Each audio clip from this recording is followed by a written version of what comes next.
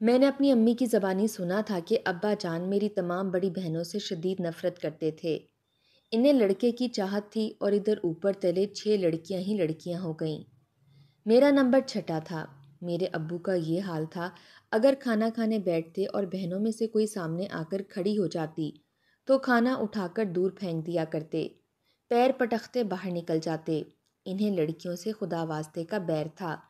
شاید اسی نفرت کا بدلہ اللہ لے رہا تھا کہ آنگن لڑکیوں سے بھرتا چلا گیا۔ جب میں پیدا ہوئی تو حسب معمول ابا جان نے میرا منہ تک دیکھنا گوارا نہ کیا۔ پہلے روز وہ گھر میں نہیں گھسے۔ رات کو آئے۔ میری امی کی طبیعت خاصی خراب تھی۔ میں نے رو رو کر چیخوں سے آسمان سر پر اٹھا رکھا تھا۔ ابا جان کے دل میں جانے کیا نیکی سمائی کہ کمرے میں آ کر مجھے گود میں اٹھا لیا اور میں یکدم چپ ہو گئی، جیسے مجھے انہی کی گود کی طلب تھی۔ میں انتہائی صحت مند، گوری چٹی اور تیکھی نکوش کی بچی تھی۔ ابا جان نے بہت غور سے مجھے دیکھا۔ امی بتاتی ہیں کہ یہ زندگی میں ان کی پہلی مہربان نظر تھی جو بچیوں پر انہوں نے ڈالی۔ دیر تک مجھے دیکھتے رہے۔ امی دم سادے اپنی تکلیف چھپائے لیٹی رہیں، ان کی بدلتی کیفیت دیکھ رہی تھیں۔ ابا جان نے ہولے ہولے مجھے اوپر اٹھایا، اپنے چہرے کے قریب لے آئے اور مجھے پیار کرنے لگے۔ امی کے لیے یہ سب کچھ معجزے سے کم نہیں تھا۔ وہ یکدم جذباتی ہو کر رونے لگیں۔ ابا جان نے پیار سے امی کا سر سہلایا، مجھے آہستگی سے اپنی گود میں لٹا کر بولے، نہیں معلوم کہ ایسا کیوں ہو رہا ہے، یہ بچی میرے دل کے سارے بند دروازے کھول کر اندر گھسی جا رہی ہے۔ امی نے لیٹے لیٹے میری جانب پیار سے دیکھا اور دونوں بیک وقت مجھ پر جھک گئے اور پھر مسرت امیز انداز میں ہنسنے لگے۔ تو یہ تھی میری پیدائش کی وہ کہانی جو امی نے مجھے بارہا سنائی کہ تو وہ خوش بخت لڑکی ہے جو اپنے ساتھ ماں اور باپ دونوں کا بھرپور پیار لے کر آئی، اور تیری صورت نے تیرے باپ کا پتھر دل موم کر دیا۔ میں اپنی تمام بہنوں میں خوبصورت، گول مٹول اور شریر آنکھوں والی لڑکی تھی۔ گھر میں کوئی چپ رہے تو مجھ سے دیکھا نہ جاتا تھا۔ اپنی شرارتوں سے جب تک انہیں ہنسا ہنسا کر لوٹ نہ کر لوں مجھے چین نہ پڑتا تھا۔ ابا جان مجھے اپنے ساتھ لیے پھرتے تھے۔ میرے بعد 2 بھائی بھی ہوئے، لیکن جتنی محبت انہوں نے مجھ سے کی میرے دونوں بھائیوں کو بھی نصیب نہ ہوئی۔ امی مجھے اس لیے زیادہ چاہتی تھیں کہ میری وجہ سے ابا جان کا سلوک سب سے ایک دم بدل گیا تھا، اور باپ کی آنکھوں کا تارا تو میں تھی۔ تو جن بچوں کو ایسا بھرپور پیار اور توجہ مل جائے، ان میں خود اعتمادی بلا کی آ جاتی ہے۔ میری دوسری بہنیں سہمی سہمی رہتی تھیں، مگر میں ہر معاملے میں پیش نظر آتی تھی۔ گھر میں اللہ کا شکر ہے تنگ دستی نہیں تھی۔ ابا جان ایک پرائیویٹ فرم میں اچھی تنخواہ پر ملازم تھے۔ ہم بہت خوشحال تھے اور محلے میں ہماری اونچی ساکھ تھی۔ سبھی عزت کی نگاہ سے دیکھتے تھے۔ گھر میں ہر طرح سے آسودگی اور مسرت حاصل تھی کہ مجھ پر آسمان کی نظر پڑی اور میں چیچک جیسے مہلک مرض میں گرفتار ہو گئی۔ محلے میں گھر گھر چیچک پھیلی ہوئی تھی۔ میں ان کی زد سے نہ بچ سکی۔ امی اور ابا کی جان پر بن آئی۔ دونوں چپکے آنسو بہاتے کہ قدرت کا یہ کھلونا ہم سے چھین نہ لے۔ خدا کو شاید رحم آ گیا۔ 15 بچے محلے میں اس مرض کا شکار ہوئے تھے، جن میں بچنے والی واحد ہستی میں تھی۔ موت نے مجھے بخش دیا، مگر کچھ قیمت لے کر۔ وہ قیمت تھی میری خوبصورتی۔ میرے چہرے پر اتنے بدنما نقش بھر آئے کہ آئینہ مہینوں مجھ سے چھپایا گیا۔ میرا حسن چھن گیا تھا۔ میری زندگی مجھے مل گئی تھی، جس کی امی ابو کو بڑی آرزو تھی۔ بیماری کے بعد انہوں نے مجھے بالکل پھولوں میں رکھا۔ پہلے سے کئی زیادہ مجھے چاہت ملی۔ مجھے کمتری کا احساس بالکل نہیں ہونے دیا کہ اب تم اپنی بہنوں میں سب سے زیادہ بدصورت ہو گئی ہو۔ بچپن میں بچہ جس سانچے میں ڈھالا جائے، اس کی شخصیت پر وہی چھاپ نمایاں ہو جاتی ہے۔ مجھے جس انداز سے ماں باپ نے پالا تھا، میں اسی میں ڈھلتی گئی۔ قطعی یہ احساس نہیں ہوا کہ میں بدصورت لڑکی ہوں۔ وہیں زندہ دلی لوٹ آئی۔ شرارتیں جوں کی توں رہیں۔ محلے کے بچوں کے ساتھ آدم بزاری کرتی۔ میری تمام بہنیں اسکول میں زیر تعلیم تھیں۔ سب کی سب ذہین نکلیں، اور جب ذہن اور خود اعتمادی دونوں مل جائیں تو پھر بچہ ہر فیلڈ میں کامیابی حاصل کرتا چلا جاتا ہے۔ میرے نمبر بھی سب سے زیادہ آتے۔ ڈراموں میں میرا نام سیر فہرست ہوتا۔ مزاحیہ خاکے اور نظمیں خود لکھتی۔ اسٹیج پر اس خوبی سے پیش کرتی کہ استانیاں دنگ رہ جاتیں۔ شریر بلا کی تھی، ایسی شرارتیں کیا کرتی جس سے سب محظوظ ہوں اور کسی کو نقصان بھی نہ پہنچے۔ استانیاں مجھے بہت پسند کرتی تھیں۔ اتنی ذہین اور تیز ہونے کے باوجود میں پریکٹیکل لائف میں بالکل بدھو تھی۔ بس کھیل کود اور شرارتیں میری زندگی کا مقصد تھیں۔ موبائل جیسی لعنت سے بھی ابا نے دور رکھا تھا۔ صرف امی کے پاس فون تھا جس پر وہ ابو سے رابطے میں رہتی تھیں۔ میرے 7ویں جماعت کے امتحان ہو رہے تھے۔ پرچہ دے کر گھر واپس آ رہی تھی کہ پیچھے سے کسی نے میرا نام لے کر آواز دی۔ پلٹی تو دیکھا سلیم بھائی کھڑے تھے۔ سلیم میرے محلے کا لڑکا تھا جو بچپن کی شرارتوں میں میرا شریک رہا تھا۔ مجھے اب بھی محلے کے بچوں کے ساتھ کھیلنے کودنے کی اجازت تھی، لیکن اب میں خود بہت کم باہر نکلتی تھی۔ شاید بڑے ہونے کا احساس لڑکی کو خود بخود شرمیلا کر دیتا ہے۔ سلیم بھائی کے بلانے پر میں رک گئی۔ انہوں نے نزدیک آ کر پوچھا، سیما تمہارے پیپر کیسے ہو رہے ہیں؟ میں نے جھٹ جیومیٹری باکس سے امتحانی پرچہ نکال کر ان کے ہاتھ پر رکھ دیا۔ انہوں نے سرسری نظر سے دیکھا اور لپیٹ کر واپس جیومیٹری باکس میں رکھ دیا۔ میں نے دیکھا کہ وہ کچھ گھبرائے ہوئے سے ہیں۔ زیادہ بات کی ضرورت ہی محسوس نہیں کی اور چلی آئی۔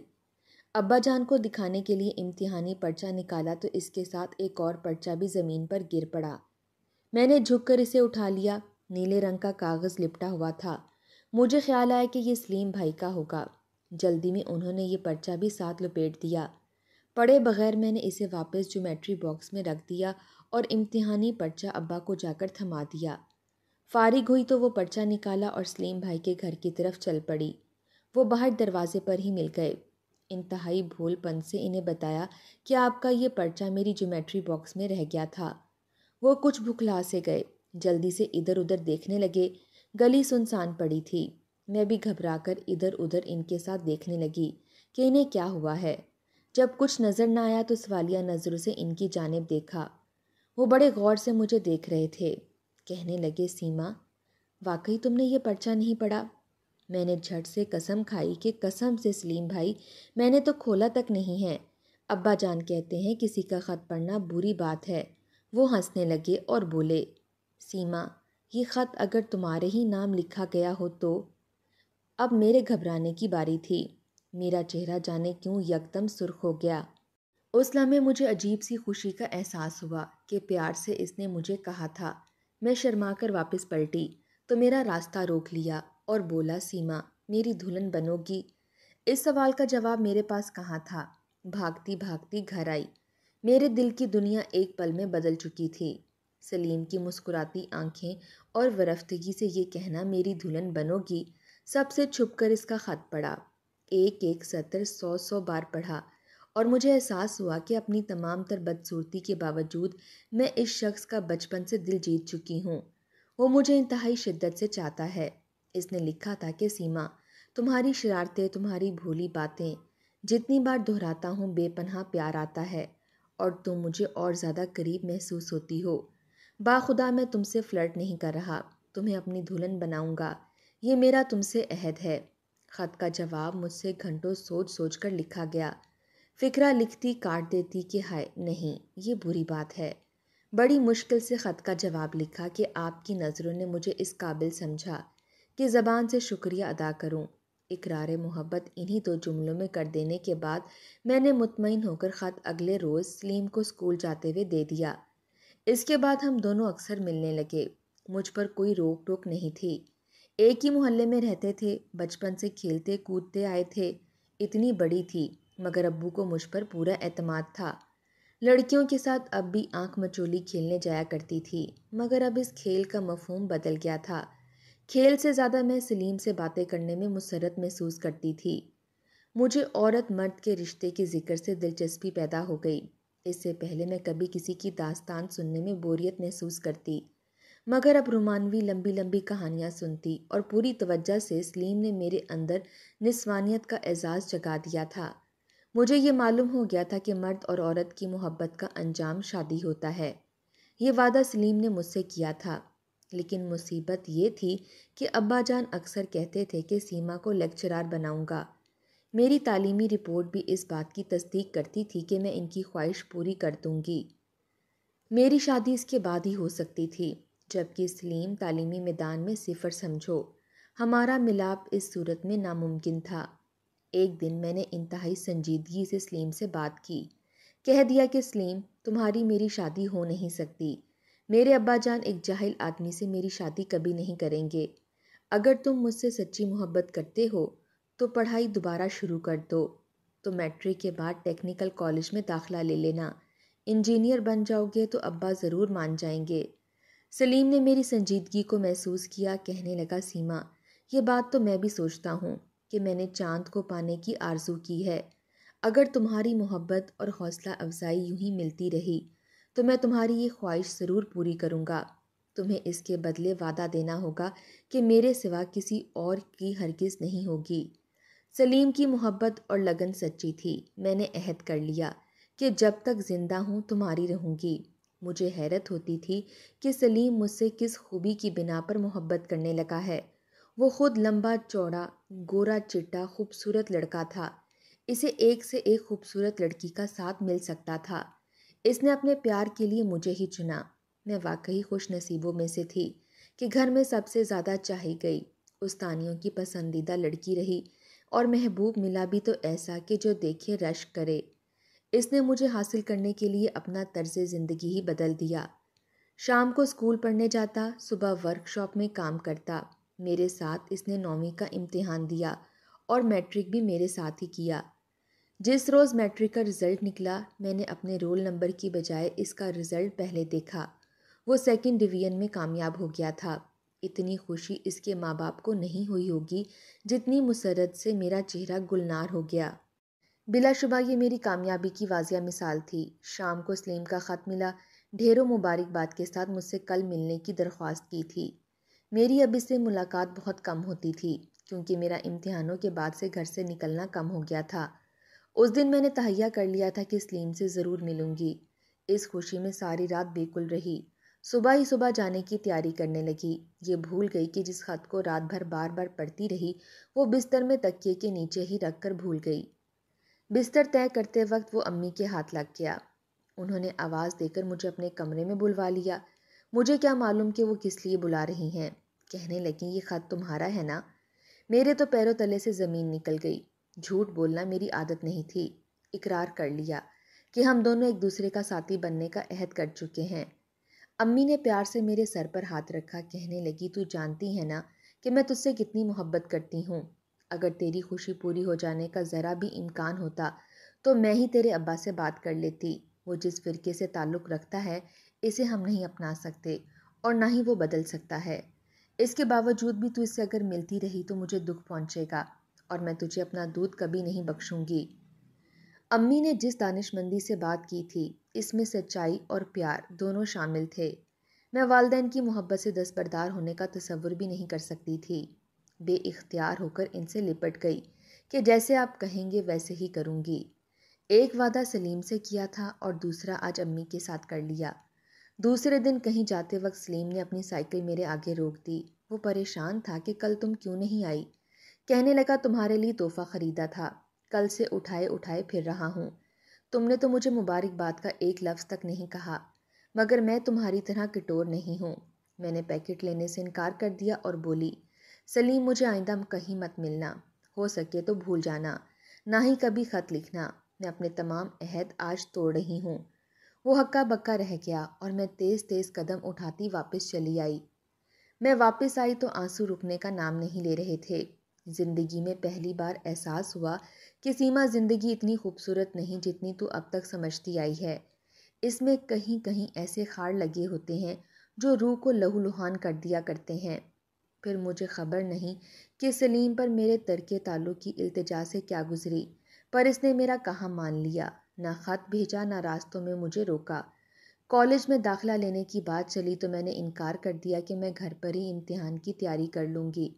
مجھے ڈر تھا اگر ان راستوں سے گزری تو کہیں دل مچل نہ اٹھے اور پھر امی سے کیا ہوا عہد ٹوٹ جائے گا۔ اب میرے شب و روز گھر پر ہی بسر ہونے لگے۔ کچھ عرصے بعد امی میرے ماموں کے ہاں پنڈی جانے کی تیاری کرنے لگیں۔ سبھی ساتھ جانے کے لیے تیار ہو گئے۔ میرا جی ہر تفریح اور خوشی سے اچاٹ ہو گیا تھا۔ میں نے انکار کر دیا کہ میں نہیں جاؤں گی۔ امی نے کہا کہ تیری مرضی، تو ایسا کر کے تو چھوٹے ماموں کے ہاں چلی جا، اکیلی یہاں رہ کر کیا کرے گی؟ میں مان گئی۔ امی کے جانے سے 2 روز پہلے ہی چھوٹے ماموں کے ہاں آ گئی۔ 2 دن بڑے سکون سے کٹے۔ میرا ماموزاد بھائی انور مجھ سے بہت گھل مل رہا تھا۔ وہ مجھے کبھی اچھا نہیں لگا، مگر میری عادت ہے کہ اپنی پسند ناپسند کا بہت کم اظہار کرتی ہوں، خواہ کسی کا دل دکھانے سے فائدہ۔ وہ حضرت میری خوش مزاجی کا غلط مطلب لے بیٹھے، مگر اقرار محبت تک کی بات محدود رکھتے تو شاید میں انہیں سمجھا بجھا کر رائے راست پر لے آتی۔ اللہ کے فضل سے ماموں کی کچھ تربیت ہی ایسی ہے کہ بچے انتہائی لیچڑ قسم کا مذاق کرتے ہیں اور بیہودہ حرکتوں پر اتر آتے ہیں۔ میرے ساتھ میرے چھوٹے ماموں کے بیٹے انور نے بھی ایک ایسی ہی حرکت کی کہ جسے بتاتے ہوئے بھی میں شرم محسوس کرتی ہوں۔ خیر رات کا وقت تھا، اتفاق سے میرا بستر اس کے قریب بچھایا گیا تھا۔ اگر بر وقت میری آنکھ نہ کھل جاتی تو نہ جانے کیا ہو جاتا۔ میں نے ڈر کر زور سے چیخ ماری تو حضرت اپنے بستر میں جا گھسے۔ سب افراد اٹھ کر میرے گرد جمع ہو گئے۔ بہانہ کیا کرتی، خواب میں ڈر جانے کا افسانہ سنا کر انہیں مطمئن کر دیا، مگر ساری رات میری آنکھوں میں کٹی۔ وہ رات میں کبھی نہ بھول پاؤں گی۔ دوسری صبح میں ضد کر کے وہاں سے بڑے ماموں کے پاس آ گئی۔ ان کی کوئی اولاد نہیں تھی، وہاں کیا جی لگنا تھا۔ ماموں بڑے بیہودہ مزاق کرتے تھے، کئی بار تو مجھے ان کی باتوں سے متلی ہونے لگتی تھی، حالانکہ میں عمر میں ان کی نواسی کے برابر تھی، مگر بعض انسان اندر سے کیچڑ ہوتے ہیں اور وہ تو پورا گٹر تھے۔ ان کی باتیں سن سن کر وحشت ہوتی تھی۔ گھبرا کر امی کو خط لکھا کہ خدا کے لیے چلی آئیں، میں یہاں اکیلی نہیں رہ سکتی۔ امی نے میری بڑی باجی کو ہدایت لکھی جو کہ شادی شدہ تھیں کہ تم کچھ دنوں کے لیے گھر چلی جاؤ، سیما کو ماموں کے ہاں سے بلوا لو، وہ گھبرا رہی ہے۔ باجی اور دھولا بھائی آئے اور مجھے ساتھ لے کر گھر آ گئے۔ ابا جان گھر میں تنہا تھے، ہمارے آنے سے گھر میں رونق ہو گئی اور میرا جی بھی بہل گیا۔ دھولا بھائی بڑا خیال رکھتے تھے، مجھے آدھی بیوی کہہ کر چھیڑا کرتے تھے، ان کا ہر کام میں خوشی خوشی کرتی تھی، لیکن ایک مرحلہ ایسا آیا کہ مجھے ان سے ڈر لگنے لگا۔ وہ بہانہ کر کے مجھے سر دبانے کے لیے کمرے میں بلا لیتے، میں سر دباتی تو عجیب عجیب نظروں سے میرا جائزہ لیا کرتے تھے، کہتے سیما تم میری آدھی بیوی تو ہو ہی، تھوڑی بہت تو رعایت لینے کا مجھے بھی حق حاصل ہے نا۔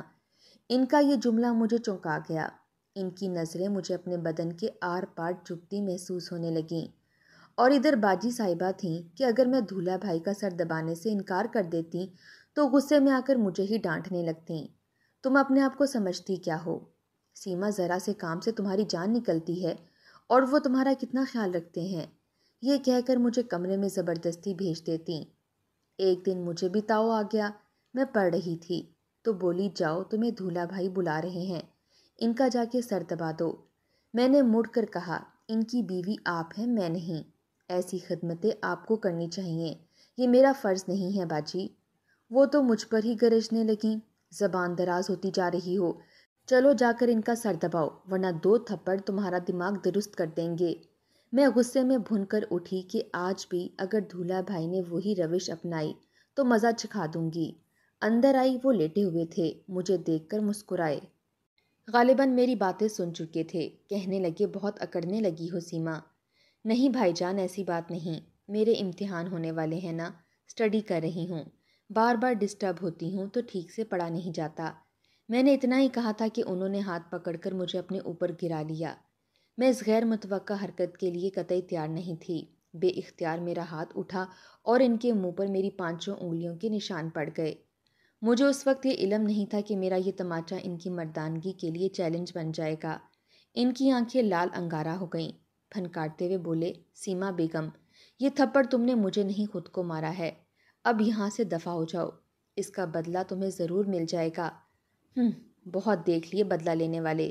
میں نے فرش پر تھوکا اور کمرے سے نکل آئی۔ باجی کی ڈھٹائی کہہ لیں یا اعتماد کہ انہوں نے مجھ سے یہ تک نہیں پوچھا کہ تم اتنی جلدی کیوں آ گئی۔ اپنے کمرے میں آ کر میں خوب روئی۔ اسی وقت امی کو خط لکھا کہ میرا جی نہیں لگتا، آپ فوراً گھر واپس آ جائیے۔ میرے امتحانوں تک باجی گھر میں رہیں، میں نے پھر دھولا بھائی سے بات نہیں کی۔ امتحانوں کے دوران سلیم راستے میں ملا، وہ بھی امتحان دے رہا تھا، اور مجھے یہ دیکھ کر بے پناہ خوشی ہوئی کہ اس لڑکے نے میرے غم کو روگ بنا کر اپنا مستقبل تباہ نہیں کیا۔ وہ مجھے دیکھتا اور نظریں چرا چرا کر مسکرا دیتا، جواباً میری آنکھوں تلے خوشیوں کی پرچھائیاں رقص کرنے لگتیں کہ ہمارا تعلق نہیں ٹوٹا، کبھی نہ ملے مگر ایک ہیں۔ امتحانوں کے بعد باجی اور دھولا بھائی اپنے گھر چلے گئے، امی بھی واپس آ گئیں۔ مجھے رزلٹ تک فراغت تھی۔ دھولا بھائی امی سے اجازت لینے آئے کہ شمیم کی طبیعت خراب رہتی ہے، کچھ دنوں کے لیے سیما کو بھیج دیں۔ امی نے اجازت دے دی مگر میں نے صاف انکار کر دیا۔ جی چاہا امی کو ساری باتیں بتا دوں مگر اتنی جرت خود میں نہیں لا پائی۔ امی نے زیادہ زور دیا تو کچھ گھنٹوں کے لیے چلی گئی، رات سے پہلے پہلے ضد کر کے واپس آ گئی۔ دھولا بھائی اور چڑھ گئے، میں جانتی تھی کہ وہ موقع کی تلاش میں ہیں اور جب تک میں مضبوط ہوں انہیں ایسا موقع کبھی نصیب نہیں ہوگا۔ بعض اوقات انسان کے ارادوں کو تقدیر ایک ٹھوکر سے ملیا میٹ کر ڈالتی ہے۔ ایک روز میرے پیٹ میں اچانک درد ہوا، ہسپتال لے گئے، وہاں بتایا گیا کہ پتھری ہے، آپریشن کرنا ہوگا۔ حالت ایسی تھی کہ فوری قدم اٹھانا پڑا۔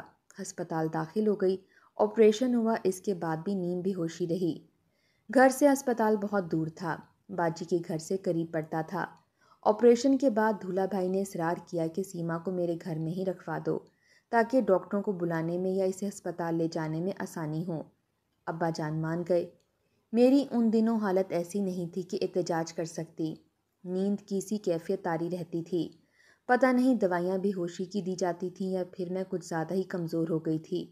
اپنا کچھ ہوش نہیں تھا، کہاں ہوں کیسے ہوں۔ باجی مجھے اسی حالت میں اپنے گھر لے آئیں۔ دھولا بھائی میرا بےحد خیال رکھنے لگے، گھر میں پھلوں کا ڈھیر لگا دیا، دودھ زبردستی پلاتے۔ میں مہینے سے کچھ زیادہ ہی وہاں رہی، اس میں 15-20 دن نیم بے ہوشی میں ہی گزرے۔ جوں جوں آنکھ کھلتی گئی دھولا بھائی سے نفرت کا احساس جاگتا رہا۔ صحت یابی کے بعد شور مچا دیا کہ میں اپنے گھر جاؤں گی، مجھے گھر بھیج دیا گیا۔ ابا جان میری صحت دیکھ کر بہت خوش تھے کہ لگتا ہی نہیں کہ لڑکی 2 مہینے بیماری کاٹ کر آئی ہے۔ دوسرے لوگ بھی یہی کہتے تھے کہ میں تو بیماری کے بعد صحت مند ہو گئی ہوں۔ ایک عجیب سی رونق تھی میرے چہرے پر، مگر چند ہفتوں بعد مجھے متلی اور چکر آنے شروع ہو گئے۔ امی بہت پریشان ہو گئیں، لیڈی ڈاکٹر کی بجائے اپنی فیملی ڈاکٹر کے پاس لے گئیں۔ اس نے معائنہ کر کے ٹھنڈی سانس بھری، امی سے کہا آپ باہر جائیں۔ ان کے جانے کے بعد پوچھا بیٹی سچ سچ بتاؤ تمہارے ساتھ کس نے یہ سلوک کیا؟ میرا تو منہ کھلا کا کھلا رہ گیا۔ کیسا سلوک ڈاکٹر؟ اس کے سوا اور میں کیا کہتی؟ رونے لگی تو ڈاکٹر نے امی کو اندر بلوا لیا، کہنے لگی یہ بچی تو ماں بننے والی ہے۔ امی دل کی مریضہ تھیں، غش کھا کر گر پڑیں، انہیں ہوش میں لائے تو میری حالت غیر ہو گئی۔ میں قسم کھاتی ہوں کہ میں اس حادثے کے بارے میں قطعی لا علم تھی۔ دھولا بھائی مجھے دوا کھلاتے تھے، میں نیم بے ہوشی کی حالت میں گھنٹوں غافل رہتی تھی۔ انہی لمحات میں انہوں نے مجھے نشانہ بنایا تھا یا پھر مجھے ایسی دوا دی گئی ہوگی کہ میں دیر تک بے ہوش رہی ہوں گی۔ اس کے سوا قسم کھاتی ہوں مجھے کچھ نہیں پتا۔ میں چیخ چیخ کر روتی تھی، امی کو یقین دلاتی تھی کہ میں بے قصور ہوں۔ امی مجھے کچھ مت کہیے گا۔ میری ماں مجھے موت کے منہ سے بچانے پر آمادہ ہو گئی۔ ابا سے کہہ دیا کہ اس کے معدے کی منہ میں سوجن ہے، اسی بہانے وہ مجھے ڈاکٹروں کے پاس لیے پھریں۔ ڈاکٹروں سے نا امید ہو کر نماز پڑھ کر دعائیں مانگنے لگتیں۔ دن چڑھتے گئے اور میری بیماری کا مسئلہ پیچیدگی اختیار کرتا چلا گیا۔ میں آنسو بہاتی رہتی کہ خدایا مجھے کس جرم کی سزا مل رہی ہے۔ میرا جسم بڑھتا گیا اور جب یہ کام تقریباً ناممکن ہو گیا تو معجزہ ہو گیا۔ ایک دائی کا پتہ چلا جو یہ کام کرتی تھی، منت سماجت پر وہ ایک بھاری رقم پر راضی ہو گئی۔ پیسوں کا بندوبست امی نے قرضہ لے کر کیا۔ مسلسل 8 روز کی بھاگ دوڑ کے بعد 9ویں دن میں نے ایک بچے کو جنم دیا جس کی باریک باریک انگلیاں میں نے ہوش کے عالم میں دیکھیں اور وہ میرے ذہن سے چپک کر رہ گئیں۔ بچہ مردہ تھا، اس کے باوجود دائی نے جس بے دردی سے اسے کچلا اور اسے چھپانے کے لیے اس کے اعضاء کو تقسیم کیا، وہ سب کچھ میری آنکھوں نے دیکھا۔ مجھے لگتا تھا جیسے یہ سب کچھ میرے ساتھ ہو رہا ہے۔ درد اور تکلیف میں نے خوشی خوشی سہ لی، مگر یہ منظر میرے لیے ایسا تکلیف دہ اور اذیت بخش تھا کہ میں بے ہوش ہو گئی۔ گھر میں کسی کو علم نہیں تھا، امی کو پتہ تھا اور خالہ میرے ساتھ تھیں۔ رات کے 11:30 بجے ہم گھر پہنچے تو امی نے کلیجے سے لگا لیا۔ ابا جان بے چینی سے ٹہل رہے تھے، ہم نے بہانہ بنایا کہ غلط بس میں بیٹھ گئے تھے۔ ابا جان نے مجھے سینے سے لگا کر نصیحت کی کہ آئندہ اتنی دیر کبھی مت لگانا، انہیں کیا معلوم کہ ان کی بیٹی دکھ کے کس سمندر کو عبور کر کے آئی ہے۔ کچھ دن تو یہ بات چھپی رہی، مگر نہ جانے کیوں میری امی نے اپنے بھائی سے یہ بات کہہ دی اور ماموں بھی وہ جن کے بیہودہ مذاق پر میں چڑ جایا کرتی تھی۔ انہیں مجھے ذلیل کرنے کا موقع ہاتھ آیا۔ ابا جان کو انہوں نے بتا دیا۔ ساری عمر کا بھرم گیا، اعتماد ٹوٹا، پیار چھن گیا، اور جتنی تکلیف میں نے دیکھی تھی اس سے زیادہ میرے باپ نے دیکھی ہوگی۔ وہ تو مجھے دنیا کی سب سے زیادہ شریف اور معصوم لڑکی سمجھتے تھے۔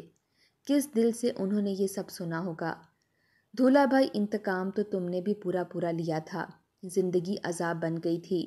سارا گھر مجھ سے بدظن ہو گیا تھا، ہر طرف سے اندھیروں میں گھر گئی تھی۔ تو ایک روز اچانک کھڑکی کھولی، سامنے سلیم کھڑا تھا۔ مجھے دیکھ کر اسی پیار سے مسکرا دیا۔ میرے من میں جیسے روشنی سی بھر گئی، اندھیرے چھٹ گئے کہ میرا پیار ابھی بھی زندہ ہے۔ اسے مجھ سے اب بھی اتنا ہی پیار ہے۔ میں تنہا اس دنیا میں کہاں ہوں؟ کھڑکی سے فوراً ہٹ گئی کہ کوئی نیا گل نہ کھل جائے۔ کچھ عرصے بعد ابا جان نے میری شادی کا شور مچایا اور ممانی کے رشتہ دار سے منگنی کر دی۔ سب کچھ افراتفری میں ہوا۔ میں رونا چاہتی تھی مگر ہنسنا پڑ رہا تھا۔ نکاح کی تاریخ بھی مقرر ہو گئی۔ سلیم کو بھی خبر ہو گئی۔ یہ سوچ سوچ کر دل محسوس کر کے رہ جاتی کہ تو سدا قربانی کا بکرا بنی رہ جائے گی۔ ساری عمر ایک بدصورت، ٹھگنا اور جاہل آدمی تجھ پر مسلط رہے گا۔ نکاح کا دن آ گیا۔ سہیلیوں نے چھیڑ چھاڑ کر مہندی لگا دی۔ ہر لمحہ جی چاہتا تھا کہ اٹھ کر چیخ پڑوں، میں نہیں کرتی نکاح وہاں۔ ساری عمر خود کما کر وقت گزار لوں گی، مگر یہ زبردستی مجھ سے مت کرو۔ دل میں طوفان اٹھتا رہا، زبان چپ رہی اور نکاح ہو گیا۔ نکاح کے چند دنوں بعد میرے شوہر نے گھر آنا شروع کر دیا۔ اس کی آمد پر دل جیسے زہر کا پیالہ بن جاتا۔ منع کیسے کرتی؟ بدصورتی اور بدقسمتی دونوں نے مجھے اس قابل کہاں چھوڑا تھا کہ اپنی خواہش کا اظہار کر سکتی۔ ایک دن ماموں نے ابا کی غیر موجودگی میں مجھے زبردستی میرے شوہر کے ساتھ بھیج دیا۔ کہنے لگے، وسیم تم سے بات کرنا چاہتا ہے۔ زندگی بسر کرنے سے پہلے اس کی باتیں نہیں مانو گی تو انکار آئندہ تکلیف دہ ثابت ہوگا۔ میں چلی تو گئی، اس نے ایک لفظ نہ بولنے دیا۔ وسیم کہنے لگا، پوز تو تم ایسے دے رہی ہو جیسے بڑی پارسا ہو۔ کیا میں یہ نہیں جانتا کہ تم نے کیا کیا گل کھلائے ہیں؟ مجھے تمہاری ممانی نے سب کچھ بتا دیا ہے۔ میں چاہتا ہوں تم اپنے منہ سے اقرار کر لو تاکہ میں اپنے اور تمہارے بندھن کے متعلق سنجیدگی سے غور کر سکوں۔ میں خاموش ہو گئی۔ کہنے لگا، سوچ کر جواب دینا۔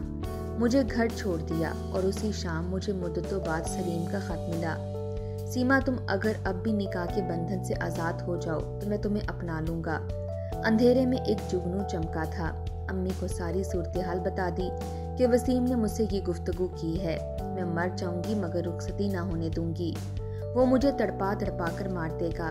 امی، خدا کے لیے مجھے بچا لیجئے ورنہ میں زہر کھا لوں گی۔ امی نے ابا سے بات کی، وہ بھی سنجیدہ ہو گئے۔ کہنے لگے، ٹھیک ہے، ایسی شادی کا کوئی فائدہ نہیں۔ لڑکی ساری عمر خون کے آنسو روتی رہے اور میں پچھتاتا رہوں۔ ٹھیک ہے، ایسا نہیں ہو سکتا۔ وسیم کو بلا کر بات کی اور اس بات چیت کا نتیجہ طلاق کی صورت میں نکلا۔ ڈرتے ڈرتے سلیم کو خط لکھا، میں نے طلاق حاصل کر لی ہے، اب بتاؤ کیا کرنا ہے۔